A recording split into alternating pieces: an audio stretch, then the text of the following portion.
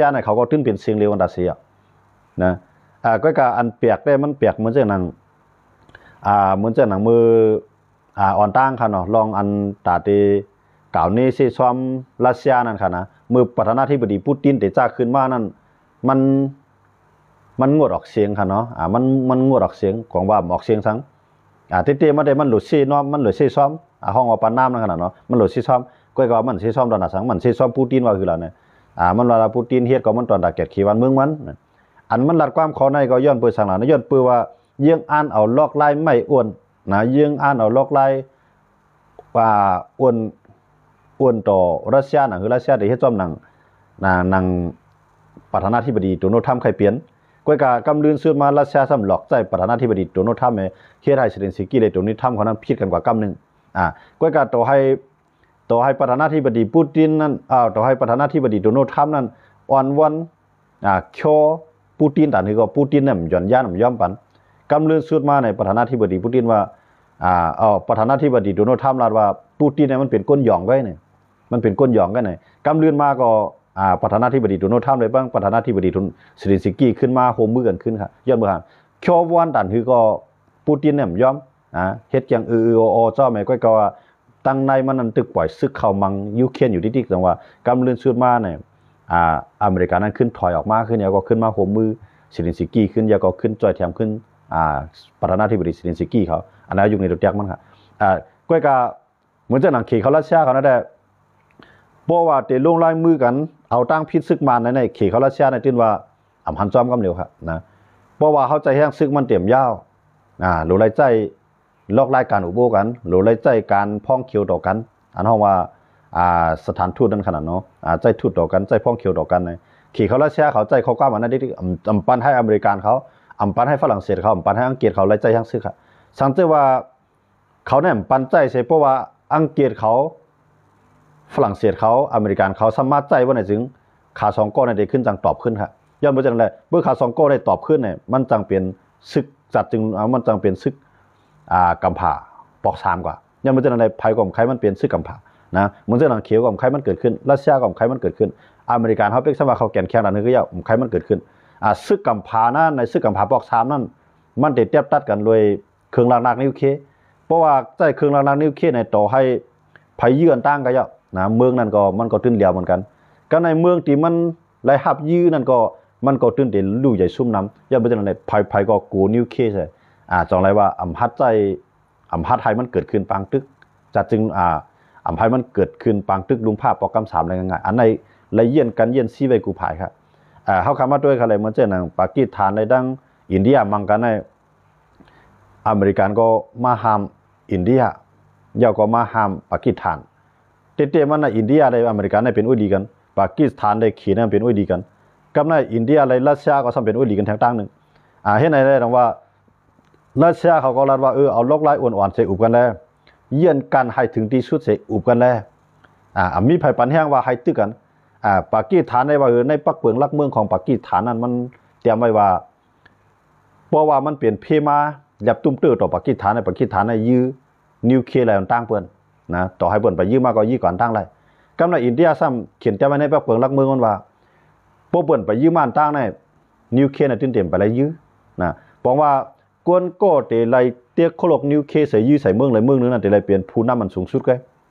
นะมันจะเป็นจังไหนย้อนมาจากไหนปักเปิงมันเปิงกันจังไหนเหมือนเจ้าหนังรัสเซียก็ยามเขียนเตรียมไว้จังไหนครับเหมือนตั้งขนาดก็กับโมเดลในรัสเซียเนี่ยมันเกยขายปักเปิงมันนะเพราะว่ามันจำเป็นหายใจไหลนะมันจำเป็นหายใจไหลเพราะมันหลงใหญ่เตี้ยมันคึกมันขับขันมันหิบเนี่ยเตี้ยหายใจไหลในรัสเซียเขาในเขาเกยขายปักเปิงรักเมืองเขาไว้จังไหนครับย้อนมาจากไหนเรื่องว่านิวเคนะในเป็กสวัสดิ์เจ้าเก่าในมีอยู่เสตาก็มันเปลี่ยนตอนตาไปหลอกแทงภายหนึ่งนะคือภายหนึ่งเตรียมพัดยื้อใส่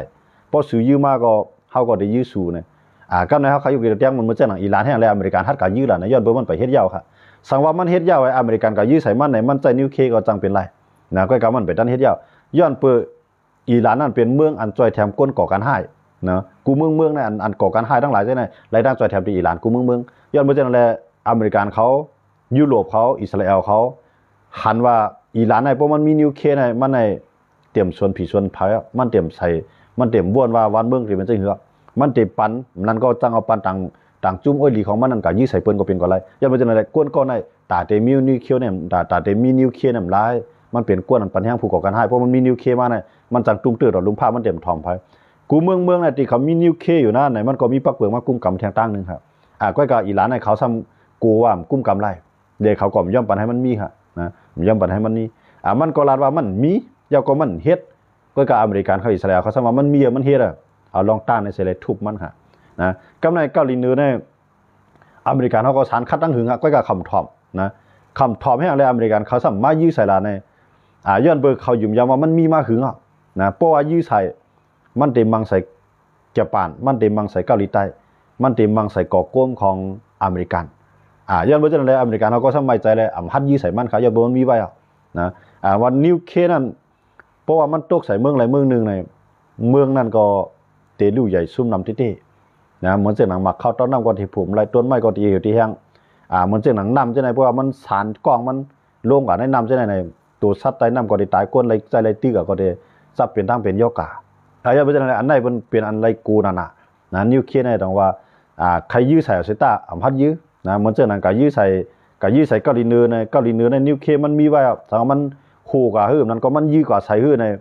เมืองฮิมอมเหมือนเสียงหนังเกาหลีใต้ว่าเกี่ยวปานว่าใช่ไหมรัสเซียว่าจะในเขว่าจะในย้อนเมืองมันติดเขาจะในก็ได้ยากกินย้อนมันแทงยังบ่จะในมีไผยื้อใส่เกาหลีเหนือเนี่ยมันว่าจังหือล่ะในพอยื้อใส่เฮาก็ปองว่าสู่ก็ย่อมพร้อมตัดได้เรียกเฮาก็ย่อมตัดได้เรียกก็ต้องว่าสู่ก็ยากกินเฮาหักของว่าสื่อตายก็มาวาดนะนั่นก็มาตายก็สื่อวาดสื่อตายก็มาวาดมันเปลี่ยนจังได๋ต้องตาเกาหลีเหนือนั้นมันย่อมเรียกเมืองของมันน่ะมันเป็นเมืองอันกวดผ่านเมืองนึงก้อยกาอันมันอยู่ไรจุกมันแก่นเคียงไรอยู่นั่นเนี่ยย้อนเปิดมันมีนิวเคครับก็ในมาในก็มันมีแนวตั้งไปบ่นแต่มีนิวเคก็ว่ามาได้ปิ่งยามันจะไปถึงง่ายๆนะเหมือนเช่นหนังรัสเซียเขาเกาหลีเหนือเขาได้ใครจอยแถมมันก้อยกาเขียนย่อมปันให้มันไม่มีย้อนเบอร์ทางลาในเพราะมาในมีในมาในเขียได้เตียกมันไรเพราะเขียเตียกมันเนี่ยมันจังมังใส่เมืองขี่ก็จังเป็นกว่าไรย่อมจุนนะมาในมันชนผีชนพายย้อนเบอร์อะไรอันไหนขี่ก็ใครปันให้มีแต่ว่ารัสเซียเขาเกาหลีเหนือเขาในเขาสัมติดกันตั้งเมืองมันเนาะคำติดจำกันตั้งเมืองมันยันเปอร์เซ็นต์อะไรมันมีลองตุ้มเตื้อสังเจอว่าซึกมันมีก็เป็นพ่อนดีดักตาเขาก็กำในขี่ซ้ำมันติดจะไว้เหมือนเจ้าหนังไทยก็ติดจะไว้หลายๆเมืองติดจะไว้มันเหมือนเจ้าหนังขี่เขาไทยก็ได้ชันคัดมันดีไหนแต่ได้มีนิวเคลียร์นั้นซึกมันได้ตึกห่างไกลอยู่ก็กับว่ามันมีแนวตั้งไปวนเนาะเหมือนเจ้าหนังรัสเซียเขาว่ามีหนองแหลงในกว่ากำปวนในมันว่าก็ย้อนด้านจอยแถมดีรัสเซียและย้อนด้านจอยแถมดีเกาหลีเหนือให้ส่งกวนอันผู้ลงแหลนเกี่ยวกับเรื่องไฟฟ้านิวเคลียร์ค่ะเนาะมันลาดลองไฟฟ้านิวเคลียร์ก็ก้อยกับโปเฮ็ดในมันเดี๋ยวมาเฮ็ดที่เมืองยางมันบอกว่าสิ่งล่ะในความหมายของมันมาเฮ็ดที่เมืองยางเนี่ยสังเกตว่าโรงงานไฟฟ้านิวเคลียร์นั้นมาตั้งในเมืองยางเนี่ยมีจุ่มหลายจุ่มนึงมาตึกแค่แลไฟฟ้านิวเคลียร์ในกดปังลงกว่าสำหรับภาพรังสีมันกล้องงวดมันลงกว่าในไทยก็ได้ยากกินยันมันเมืองย่างเขาได้ยากกินยันมันยันบ่จังได๋ใครมาตั้งที่ไหนนะแต่ว่าไทยก็ขย่อมภาพอะไรดีนะครับว่าที่ซึ่งมันได้มาตั้งในกันนะรัสเซียที่ก็มาลงทุนล่างที่มาเฮ็ดเนี่ยมาเนี่ยมันก็ลักแหลมนะฮะมันก็เฮ็ดที่นี่ปิโตบ่เฮ็ดนี่ปิโตสังว่าเพิ่นสังเกตว่าเพิ่นก็ยื้อใส่ที่นี่ปิโตมันยากกินเต็มๆครับนะโรงไฟฟ้านิวเคลียร์ว่าเนี่ยเป๊กซะว่ามันไปติดหัวลบนิวเคลียร์ออกมาถึงว่าหัวลบนิวเคลียร์ในใส่ที่เอาหัวลบนิวเคลียร์มาใส่ที่ขีปนาวุธในขีปนาวุธมันมีนิวเคลียร์ค่ะเนาะมันมีนิวเคลียร์ก็กาวโรงไฟฟ้านิวเคลียร์นั่นมันก็จังเฮ็ดไฮเบิ่นอยู่มันก็จังเป็นกล้องเป็นแขนอยู่เหมือนเจ้าหนังเมืองยูเครนเขาว่าเขามีในยุโรปในเขาได้มีโรงงานนิวเคลียร์ใหญ่หรือเบิ่นก็เขามีหัวลบนิวเคลียร์เนาะหัวลบนิวเคลียร์หมายถึงว่าที่ได้ใส่ที่ขีปนาวุธได้ยื้อใส่ค่ะเนาะก็กาวว่าเขาไปมีตัวนั้นเขามีโครงการมาเนาะนะมีโครงการนะก็กาวเขามาใจไฟฟ้าก็เหมือนเจ้าหนังเขตได้เขามีเข็มได้เขตได้เขามีอาวุธนิวเคลียร์ค่ะเนาะเครื่องล้างนิวเคลียร์เหมือนเจ้าหนังเกี่ยวปานแล้วเจ้าหนังเขามีโรงไฟฟ้านิวเคลียร์เกี่ยวปานก็มีนะกำไรเหมือนเจ้าหนังเหมือนเจ้าหนังยูเครนก็มีโรงไฟฟ้านิวเคลียร์ดีนะอยู่ก้อยกาเขาจะในเขามีเครื่องล้างนิวเคลียร์เขามีตาที่มัดใจไฟฟ้ามาใจเตี้ยนต่างไฟฟ้านั่นกันเนาะมาเฮ็ดไฟฟ้าใจเตื้อมันก็เฮ็ดมันก็ใครเฮ็ดก็ไปเฮ็ดก็นะพวกเฮ็ดก็ที่มาเฮ็ดที่เมืองยางนะที่มาเฮ็ดที่ทาวายที่มาเฮ็ดที่เมืองยางนั่นนี่ก้อยกาย่างเขาก็พร้อมครับย่างเขาดึงรัดว่าที่โหมือกันทั้งไทยให้ก็ที่สารคัดเต็มตีเนี่ยย่างเขาก็ยอมรับอะไรที่ไหนครับเนาะพอย่างคำยอมรับไทยยอมรับในรัสเซียก็จังมาเฮ็ดจังก็นะมันสิเป็นจังนั้นก็ในขี่ก็ถามว่าพวกมันมีนิวเคลียร์ในขี่ก็มั่นใจครับนะขี่ก็มั่นใจเมื่อเดี๋ยวในเพราะว่าให้มันจำใจกันใน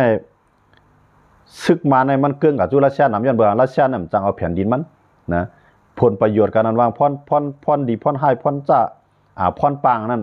มันพอมีเหนือกันเด็ดตั้งสองฝ่ายตั้งขี่เลยตั้งรัสเซียนั้นมันมีรองว่ารัสเซียอะไรขายเครื่องกองกลางนะรัสเซียก่อมใจมาสั่งเมืองมันใจมาคู่ของสั่งตั้งเมืองมันก็การขี่ในมาเอาคู่ของเมืองมันนะอำว่าแผ่นดินเมืองมันเมืองใต้นั่นนะเมืองขางจะเอากับมดเนาะเอากับตั้งยี่ตั้งวัดกำในคู่ของสภาวะเดือดลิ้นใต้ลิ้นในขี่ในมากกว่าถามว่ามาในมันเกี่ยวกับขี่ครับมันเกี่ยวใกล้กับว่าแผ่นดินซ้ำๆกันเพราะว่ากลุ่มก้อมดอกขี่ซ้ำปล่อยเจ้าคือเส้นใหญ่ขึ้นนิดมันก็มีตั้งเลือกการได้ย่อมต่อขี่ใครเจ้าใครขี่ซ้ำมามีเจ้าคือให้เนี่ยอันในโลกรายเรียนการเมืองของซึกมันนะครับนะเพราะว่ามันแข่งเพราะว่ามันมันรู้ว่านเขียวในได้เครื่องรางนักมันก็พ่อมารัสเซียก็เข้ามาจีมาในเมืองตามันยังมีป้ายวนแต่เด็กก็เอาซึกรัสเซียเข้ามาขนาดขี่เอามีหนองเหลียงในขนาดก็กับขี่เนี่ยมันย่อมนะขี่เนี่ยมันย่อมในรัสเซียสมัครไก่กำในขี่ซ้ำอยู่จำตีกับปึงอิงก้นก่อนอยู่ไกลนั้นมันหยาบก้อยกับก้นก่อนอยู่จำนั้นมันง่ายย้อนเบอร์มันจำกันเยอะกันเนี่ยย้อนเบอร์มันจำกันเยอะเพราะว่ามาในเกินกับจุรัสเซียแห้งในขี่ในก็ไม่ใจป้ายครับนะรัสเซียในขี่ในเขาเป็นอุ้ยดีกันได้ใจย้อนเบอร์เขาเป็นมีผู้เขียนก่อนเรียนในเป็นอุ้ยดีกันก็กำในรัสเซียในขี่ในแผ่นดินเขาจับกันนะเขาที่จับกันอันเป็นแผ่นดินรัสเซียก็ขี่ใครไล่อันเป็นของขี่ก็รัสเซียใครไล่เขาก็หิมแผ่นดินกันนั่งเก่าเมืองตั้งเขาก็ย้ำมีปัญหากันมากครับเนาะเหมือนเช่นขี่ในอินเดียก็มีปัญหากันเมืองติดกันนะแต่กูเมืองมันมีปัญหากันอยู่เยอะเขาเนาะนำเลยอีแต่มันถึงมีปัญหาอยู่เยอะก็รัสเซียนั้นเพราะว่ามันเป็นผู้เขียนกันตั้งอเมริกันเนี่ยมันก็จังจำใจกันตั้งขีดที่ก็ว่ามันเป็นผู้เขียนตั้งอเมริกันน้ำจอยุเขียนเขาแห้งหนาล่าเลยกำในรัสเซียก็มีที่ปึงนะย้อนเปว่ามันหลุดเลยขายน้ำมันตาวันโตเขายุโรปภายในปีเวียดน้ำมันมีใบแก้ได้น้ำมันเนี่ยมันจังขายพวกมันจังขายก็บอกว่ามันจะเอาเงินในมาเฮ็ดปังตึกก็กระไรย่อมขายโป้ขายเป้ปันขายบันกะลาขายบันขี่เนาะยาวก็ขายบันเมืองอ้อยหลีของมันเห็นไหนรัสเซียก็อยู่มาลอดมาอะไรในการตึกปังซึกอันเกิดขึ้นในยูเครนเขาเนาะว่าขี่ได้มันได้เลี้ยงไว้กูภายมันปล่อยภายไหลร่วมลงนะซึกมันก็พวกซึกมันในแก่นแข็งก็ปล่อยเจ้าขึ้นในทุบให้ซึกมันก็เรียนหาขี่พอเจ้าขึ้นในแก่นแข็งก็เอาซึกมันในทุบบีบเงี้ยเจ้าคือให้เจ้าคือเส้นอย่าไปหรือความอย่าให้พอถ่อมเขาจี้สั่งขี่ก็วางแผนบอกว่าซึกมันก็ย่อเจ้าคือก็ย่อมันเป็นวูอันขี่เขาเลี้ยงไว้นะวูนั่นทำใครมันปี้อยู่ก็กระว่าใครปล่อยมันกว่าไกลนะขันหาหอกขันหาลืมมันขันเกียดมันก็เลยใส่ลักให้เวียดไว้นะก็การเลยกินยืนหนังเปี้ยงโป้ที่เสือกมันถึงนะเจ้าคือในก็มันก็ได้ซึกมันก็มันก็ได้เหมือนเปลี่ยนวูเปลี่ยนควายของเมืองขี่ก็ซึกมันในเจ้าคือนะซึกมันในซึกเจ้าคือในเปลี่ยนวูเปลี่ยนควายของเมืองขี่ก็ขี่ใครมันเลยกินอิ่มก็ขี่ก็ได้เลี้ยงนำอินไงนะก็การปล่อยซึกมันรอดไล่นะปล่อยซึกมันรอดไล่มันชื่อว่ามันใครกว่าทั้งไรความไล่นะมันได้ลามซึกไว้ละสินะขี่ในเรื่องจังนั้นอย่าบอกนะพวกเจ้าคืออ่อนๆก็ซึกมันก็เตรียมช่างกินขี่เตรียมทอมขี่แต่ว่าเจ้าคือก็หลงมีเฮียงก็ในพวกซึกเจ้าคือในมีเฮียงหนาล่าในซ้ำจังเป็นเครื่องมือตาวันตกกับตาวันตกจังเขามาจิ้มจ้อมพวกมีเฮียงหนาล่าก็เตรียมทอมขี่ยันไปจังนั้นแหละเฮียงนั่นก็ไฮโปหมอกขี่กุ้งกำไรเลยรอบเรียบถอมขี่ว่าจุ่มแล้วขี่ตัวไว้ว่าจุ่มแล้วตีเป็นพ่อนดีตาขี่ที่เต้เนี่ยขี่ตัวไว้นะหนึ่งในเมืองลาสองในปางสร้างสามในวันให้มาเพราะว่าสามจุ่มในยิบมือกันกำในมีแทงเกาก้างนะเกาก้างนั่นได้มันก็เปลี่ยนตอนตัดขี่ย้อนใจได้ก้อยกับเกาก้างในปฏิมาสูงซึ่งได้ในมันเมียนกันนะเกาก้างในปฏิมาสูงซึ่งได้ในเมียนกันที่เต้จังมีลองตึกลองยี่กันมาพอตึกยื้อกันมาเนี่ยซึกปฏิมาซึ่งได้ในจังกับยิบมือค้างให้เนี่ยนั้นก็ขึ้นยิบมือไตขึ้นเนี่ยจังเป็นกว่าไรอันนั้นก็ขี่ก็ไม่ใจแต่ว่าตีไว้ใจวันให้ได้ตีกำไรก็ก้อยกับตาตีไปเฮียไทยวันให้ไฮโปวันให้โปถ่อมขี่พองนั่นก็การตีเลยปล่อยเกาก้างเขามีเชียงฉันเชื่อว่าวันให้เนี่ยมันเหิมเกื้อมน่ะมันหูแข็งน่ะในอ่ำถ่อมเปิ้นวันหนึ่งมาเนี่ยหนึ่งเนี่ยเอาว่าบีบเพื่อว่าบีบไรเกาก้างเขามาจ้อมแทงในขี่ก็วางแผนไปตัวในแทงจังว่าจุ่มไรก็ย่อในจุ่มมีกว่างกลางเจ้าเครือเขาในอันตีมีขี่เลยอยู่ไรในมันตีมีอันจับแดนดินไทยในแกนะมีอันจับแดนดินไทยในแกยอดเบื่อในเขาจะในก็ไรกล้าไรขายหมกจีว่าตีแก่นแข็งไรนะหมกมีอยู่มีกินหมกตั้งตับซึกไรแกไฮโปว่าแก่นแข็งแห้งใหญ่ยิ่งใหญ่ในเปลี่ยนไรนะ เหมือนเจ้าหนังเขาด้วยเขียนอยู่เขาก็ลีด้วยม้วนเขาก็ลีด้วยย่างเลียงเขาก็ลีย่างเผือกก็ลีอาเซียนเขาก็ลีนะที่ในเขาแก่นแข็งก็มันบอกปอกุ้มกำนาลีในต่างๆก็ให้ปอว่าเปลี่ยนอันหลอกเงือดลับตีเปลี่ยนเฮ็ดให้เมืองขี่เข้ามาใจก่อมถึงในต่างๆนั่นก็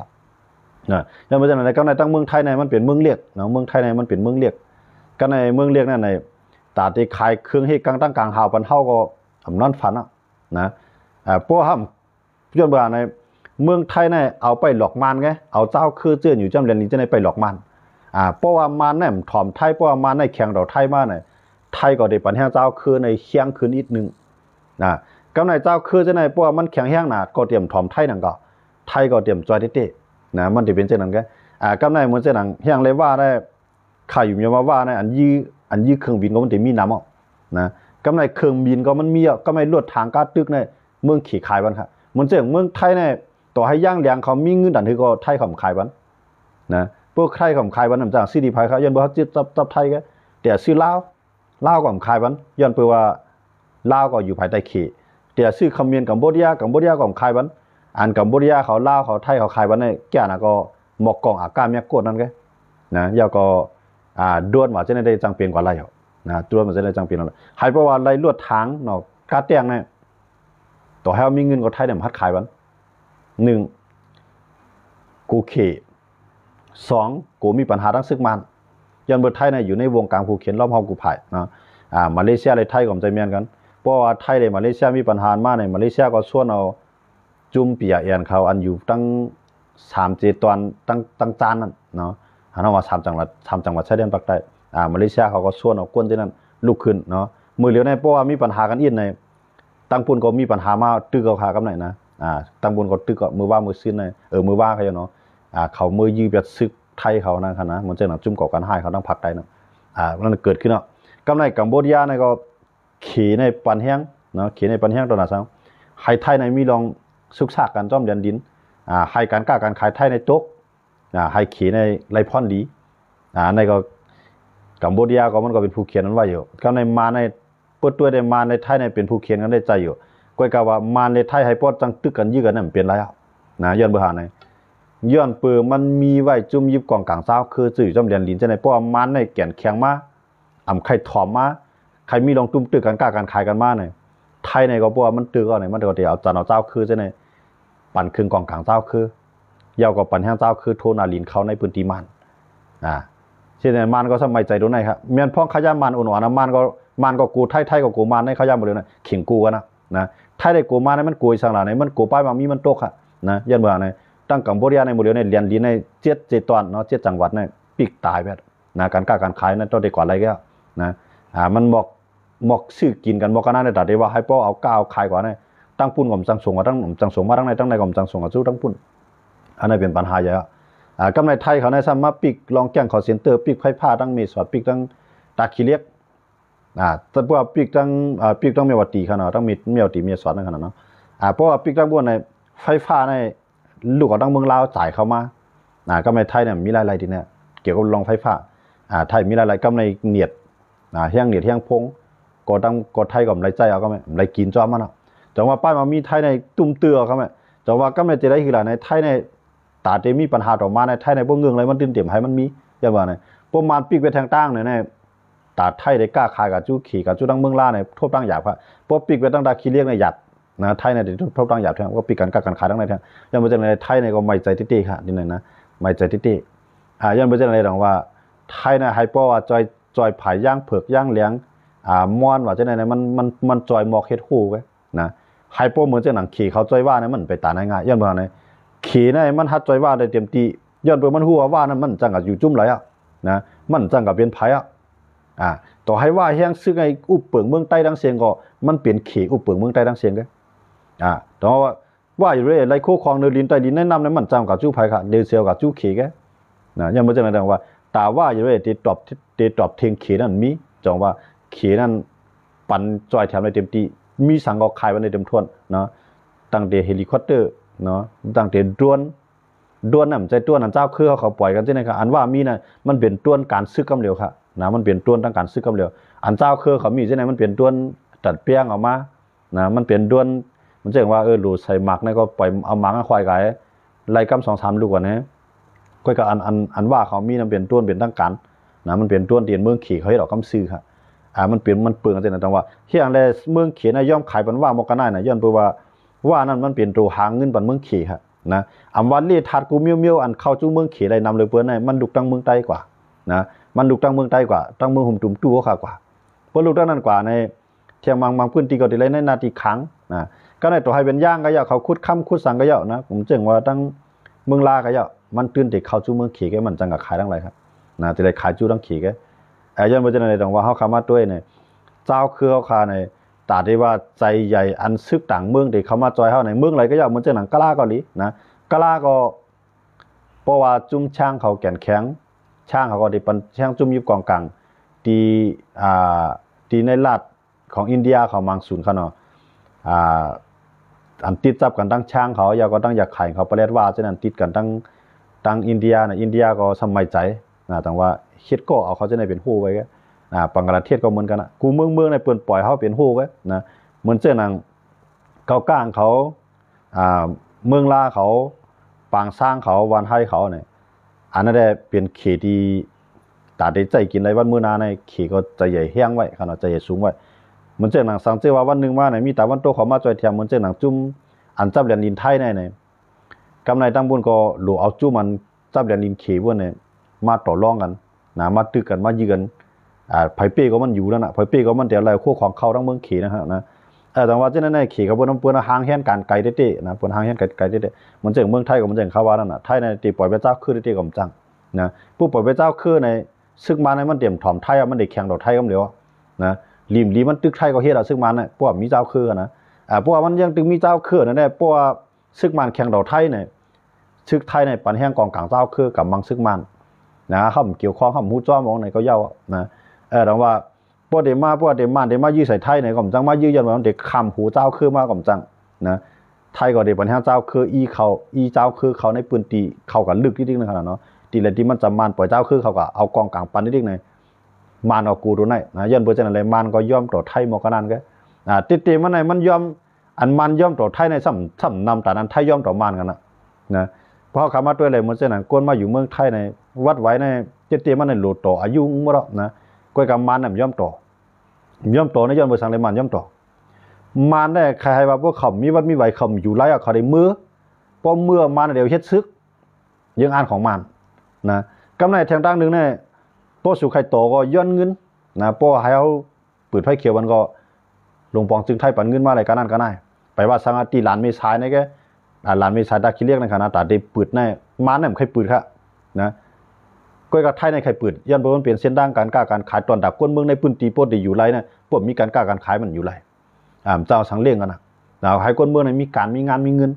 มาน่ะมันสนใจสู่ใครมีก็ยาวคนเมืองของเฮาในใครมีก็ยาวมาน่ะมันสนใจกำไรมาในย้อนก็คือล่ะในย้อน3ปากล้านนะ3ปากล้านเงินไทยครับนะแต่ได้ปืนได้หลานไม่ใช้เนี่ยเมื่อแขกโควิดเจ้านั้นค่ะเนาะไว้ใส่โควิดเมามางกับเจ้านั้นในมาน่ะย่อมปืนล่าครับก้อยกับไทยในใครปืนมาในย้อนเงินไทยดีย้อนเงินดีไทย3ปากล้านนะแต่ได้เลยปืนหลานก็ในมาในมันสนใจเขาเลยพวกอะไร3ปากล้านนะมันออกกับซื้อกองกลางให้ใจในการซื้อเขาแหละ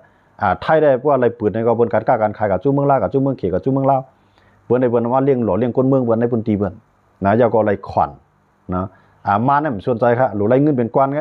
มือเหลียวในมาในก็อันมันย่อมต่อวัดต่อไว้บรรคนในเมืองห่มตุ่มตูขาที่มาอยู่ในเมืองไทยในแทงตั้งหนึ่งในพวกเขามีวัดมีไหวเอาปล่อยต้อมอเขาปล่อยตำรวจเขายอบพวกเขาอยู่ไรหายเอาปลายมือก้อยก็ห่มย่อมมือห่มย่อมมือมือสูงออกขึ้นมาขึ้นนิดๆจังว่ามือเขาก็มันมีตั้งมองสังขนาดนั้น